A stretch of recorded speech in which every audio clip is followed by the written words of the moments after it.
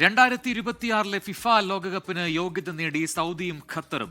ജിദ്ദയിൽ നടന്ന Saudi Iraq മത്സരം സമനിലയിലായതോടെയാണ് ഗ്രൂപ്പിൽ ഒന്നാമതെത്തിയ സൗദി യോഗ്യത നേടിയത്. ദോഹയിൽ നടന്ന മത്സരത്തിൽ UAE പരാജയപ്പെടുത്തിയാണ് ഖത്തർ യോഗ്യത നേടിയത്.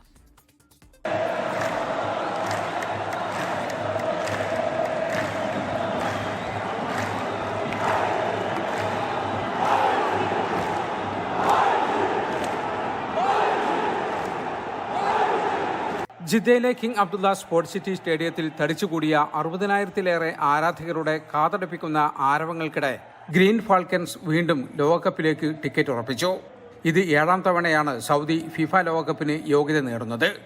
ഇറാഖുമായുള്ള മത്സരം ഗോൾ രഹിത സമനിലയിലായതോടെ AFC ഏഷ്യൻ യോഗ്യതാ മത്സരം ഗ്രൂപ്പ് ബിയിൽ ഒന്നാമതെത്തിയാണ് സൗദി 2026 ലോകകപ്പിന് യോഗ്യത നേടിയത്. കഴിഞ്ഞ ആഴ്ച ഇന്തോനേഷ്യക്കെതിരായ മത്സരത്തിൽ 3-2 വിജയിച്ച സൗദി ഗോൾ ശരാശരിയിലാണ് ഇറാഖിനെ മറികടന്നത്.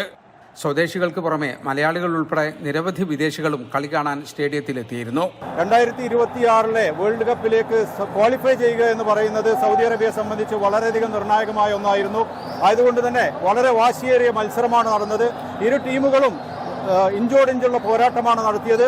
സൗദിയെ സംബന്ധിച്ച് സമനില മതിയായിരുന്നുവെങ്കിലും ഇറാഖിനെ സംബന്ധിച്ച് വിൻ ചെയ്യുക എന്നുള്ളത് അവർക്ക് നിർണായകമായതിനാൽ തന്നെ ശക്തിയേറിയ മത്സരമാണ് നടന്നത്.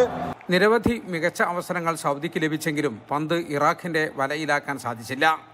എങ്കിലും ലോകകപ്പ് യോഗ്യത നേടിയ ആഹ്ലാദത്തിലാണ് രാജ്യം.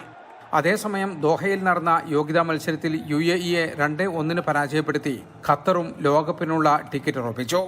UAEക്കും ഇറാഖിനും ഇനി പ്ലേ ഓഫിന് അവസരമുണ്ട്.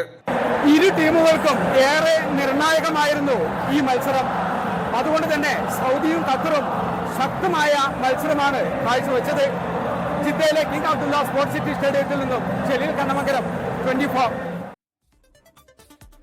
ലോകത്തെവിടെയായാലും ഏത് സമയത്തും 24 വാർത്തകളും ഓഗ്മെന്റഡ് റിയാലിറ്റി പാക്കേജുകളും എക്സ്പ്ലെയിനറുകളും വിശദമായി കാണാൻ ഞങ്ങളുടെ YouTube ചാനൽ നിങ്ങൾക്ക് സബ്സ്ക്രൈബ് ചെയ്യാം.